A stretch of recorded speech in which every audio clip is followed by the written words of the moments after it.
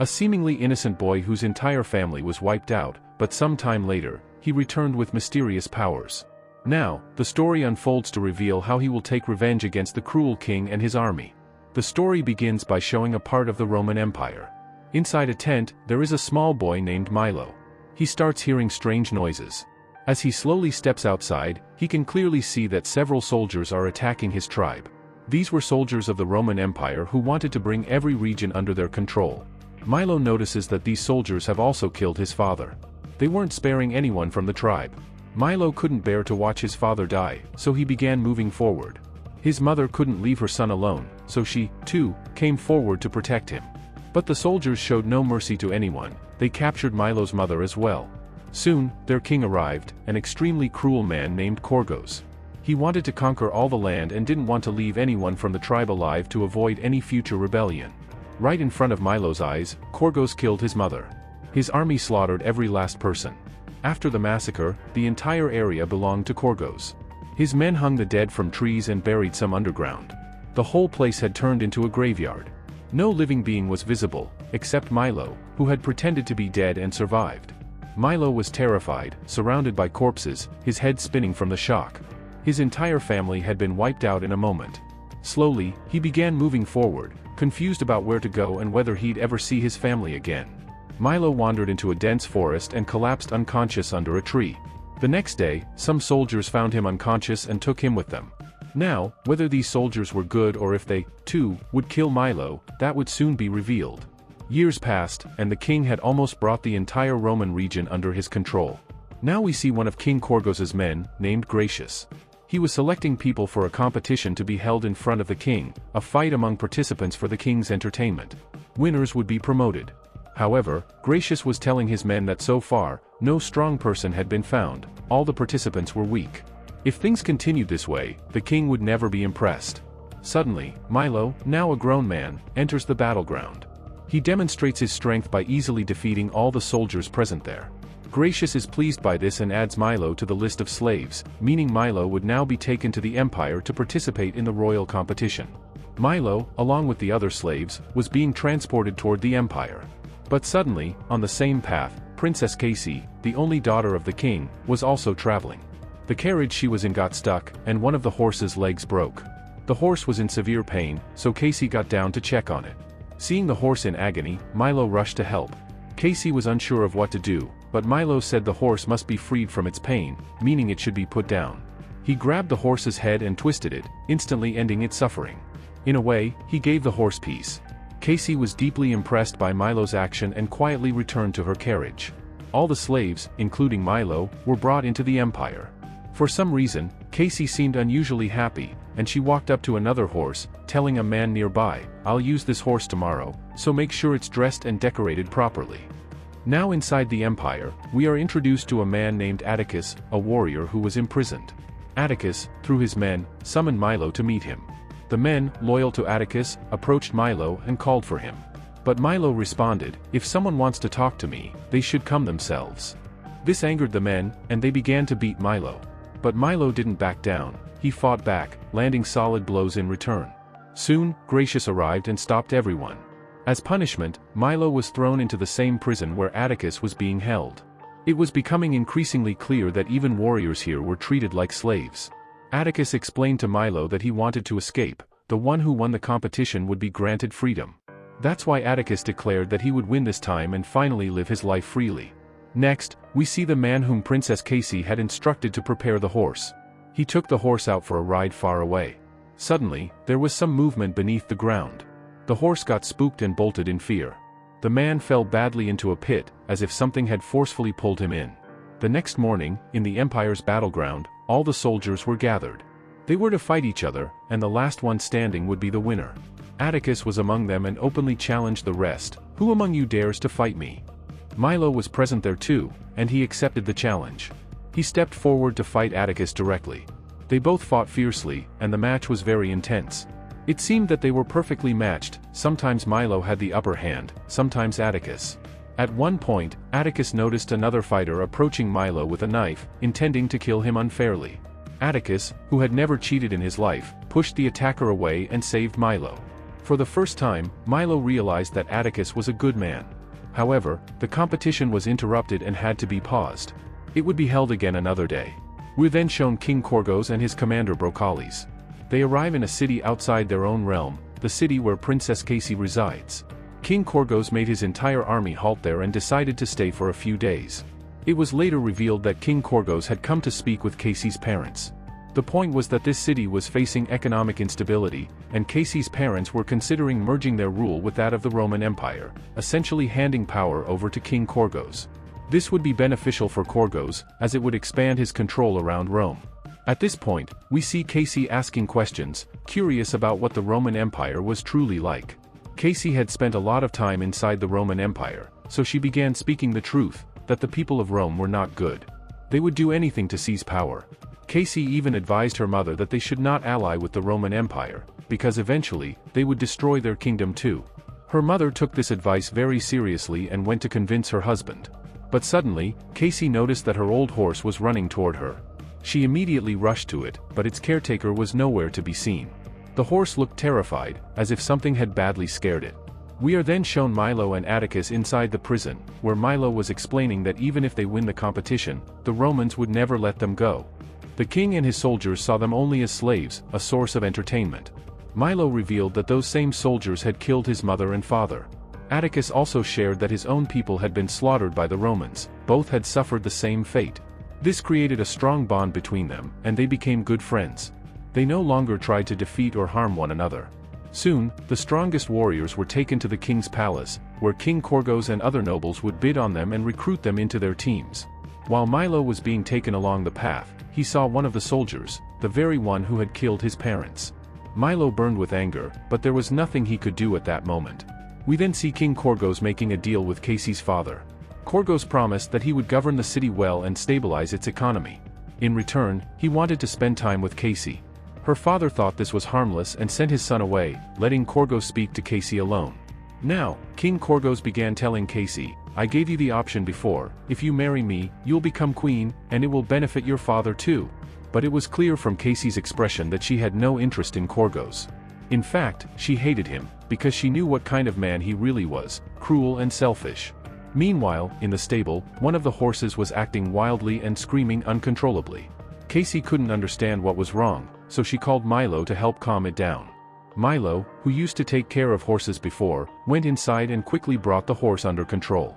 In fact, he even started riding it. When Casey entered, she was surprised, the same horse that was just freaking out was now calm under Milo's command.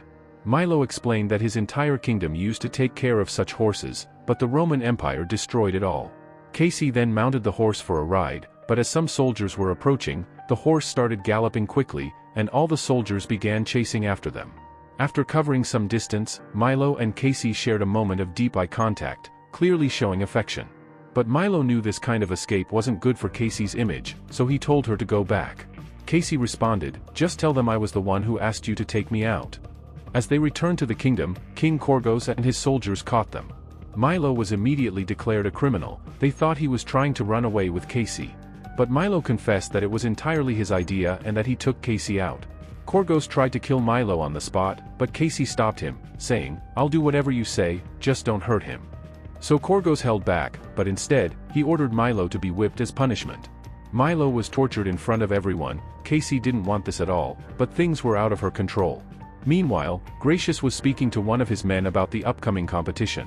He said that if Atticus won, they'd have to free him. But Gracious didn't want that to happen. Atticus was a brave warrior, and the people needed him. So Gracious decided to sabotage the competition midway to ensure it would never be completed and Atticus wouldn't get a chance to leave. The next day, the competition was held, and many warriors were summoned. Milo and Atticus were both ready to fight. All the warriors' legs were chained to a central pillar so they couldn't escape. Various weapons were placed in the arena that they could use. Then, on King Korgos's command, many soldiers entered the battlefield and surrounded the fighters to challenge them. But at this point, Gracious's plan was starting to fall apart. Because the competition wasn't stopped midway as planned, Atticus realized, seeing so many soldiers, that they were never going to let him leave. Still, at King Korgos's command, the competition officially began, and all the soldiers began fighting one another. Milo and Atticus also joined the fight against the soldiers. Even though the number of Roman soldiers was overwhelming, Milo and Atticus proved to be more than capable. Using their skills, they defeated many of them and moved forward to battle the next wave. The audience was thoroughly enjoying the spectacle. But things escalated quickly. Atticus went directly to the pillar where all the warriors were chained and broke it, setting them all free. This was not part of the plan, and King Korgos was visibly shocked. Then, Milo killed the leader of the soldiers, the one who carried the emblem of their empire. After defeating him, Milo destroyed that emblem in front of the king, clearly signaling rebellion. King Korgos, enraged by this open defiance, ordered his soldiers to kill them. The soldiers drew their arrows, but just then, Princess Casey intervened and stopped them all. She shut down the competition completely. This decision infuriated Korgos, and in retaliation, he ordered Casey to be imprisoned. Now, at Korgos's command, his general named Procles, also referred to as Brocles, entered the battlefield to personally fight Milo. Milo, with all his courage, stepped forward to face him. However, it became evident that Procles had far superior weapons. He struck repeatedly and even shattered Milo's sword. Milo was essentially defenseless and on the brink of defeat. Procles mocked him, saying, "A boy from a small village can never defeat us." Milo was given another sword, but it was much smaller. Procles took advantage and attacked again, nearly defeating Milo completely. But suddenly, an earthquake shook the ground. It turned out a volcano near the mountain had started to erupt. It could explode at any moment, shaking the entire kingdom and causing the battlefield to crack open. As the arena crumbled, Milo and Procles fell into the underground dungeon, the same place where many warriors had previously been imprisoned. Procles, filled with rage, continued attacking Milo violently, determined to kill him. Atticus, who was also present, realized Milo wouldn't survive alone.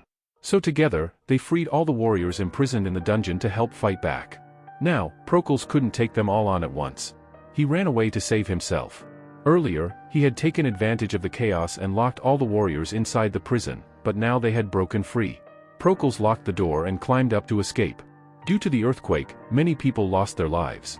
The entire battleground had been destroyed, massive walls collapsed on people, crushing them to death. Casey's mother and father were also severely injured. Her mother, still conscious, urged her husband that he must kill King Korgos, or else he would destroy them all. Casey's father immediately went to confront Korgos, but just as he was about to strike, Korgos regained consciousness, grabbed the sword, and killed Casey's father instead. Korgos then quickly fled and reached Procles. He told him they needed to escape through the harbor because the erupting mountain was about to destroy everything. Everyone started heading toward the harbor. Meanwhile, Milo and Atticus made it back up to the surface. Milo urged Atticus to go to the harbor and stop Korgos while he went to save Casey and her mother. Milo found Casey's mother, who was severely wounded. She could only muster enough strength to tell Milo to save her daughter. Inside the collapsing dungeon, Casey was also badly injured. One of her closest friends was helping Milo, but during the escape, a wall fell, killing her friend under the rubble. Milo carried Casey out to safety. On the other side, Korgos, along with his soldiers, was heading to the harbor, but they encountered a crowd of innocent civilians. A riot broke out. True to his ruthless nature, Korgos began slaughtering innocent people just to clear his path. Meanwhile, Gracious and some soldiers were seen fleeing in a boat. But just then, the volcano erupted with full force, and fiery volcanic boulders began raining into the water. One of these massive fireballs struck Gracious's boat, killing everyone aboard. The explosion caused the sea to rage violently, and massive waves started rising. It was turning into a tsunami. These towering waves rushed toward the city. Atticus saw this and began warning everyone. People panicked and ran in all directions. Atticus tried to lead them toward safer ground. Amidst the chaos, a young girl fell down. Without hesitation, Atticus ran to save her. But the huge tsunami waves had already begun swallowing the city, bringing complete destruction with them.